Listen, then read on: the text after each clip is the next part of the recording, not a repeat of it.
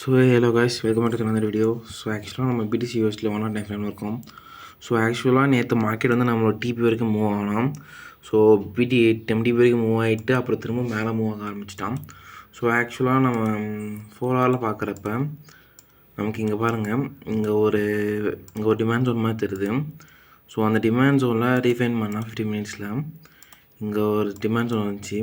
So நான் என்ன நினச்சேன்னா, ஸோ மார்க்கெட் வந்து இங்கே நடுவில் எங்கேனா லிக்விடிட்டி எடுத்தானா எங்கேயாச்சும் ஒரு நல்ல மூவ் வந்துச்சு, நல்ல லிக்விடிட்டி எடுக்க கீழே டவுன் சைடு வரைக்கும் வருவான்னு எதிர்பார்த்தேன். ஸோ அந்த 4 ஹவர்லேயே இங்கே பாருங்கள், இந்த 4 ஹவர் டிமாண்ட் ஜோன்லேயே ஸோ நான் இங்கே அவைலபிள் லிக்விடிட்டிஸ் இங்கே இருக்கா, இங்கே பாருங்கள் 4 ஹவர் இந்த ஃபுல் டிமாண்ட் ஜோன் இருக்கா.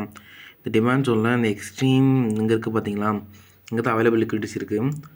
ஸோ நான் இங்கே வருவான்னு நான் எதிர்பார்த்தேன். பட் ஆனால் மார்க்கெட் வந்து இங்கே ஒரு டபுள் டாப் மாதிரி கொடுத்துட்டு இங்கே லிக்விடிட்டி பாருங்கள், இங்கே ஃபுல் லிக்விட் அவைலபிள் லிக்விடிட்டிஸ்லாம் எடுத்துகிட்டு மார்க்கெட் திரும்ப மேலே போயிட்டுருக்கான். ஸோ நான் என்ன எதிர்பார்க்குறேன்னா, இங்கே பாருங்கள், நமக்கு ஆக்சுவலாக ஒன் ஹவரில் இங்கே ஒரு சப்ளை ஜோன் இருக்குது. ஸோ ஆக்சுவலாக மார்க்கெட் பார்க்குறப்ப நல்லா ஒரு பேரிஷ் மூலம் தான் இருக்குது.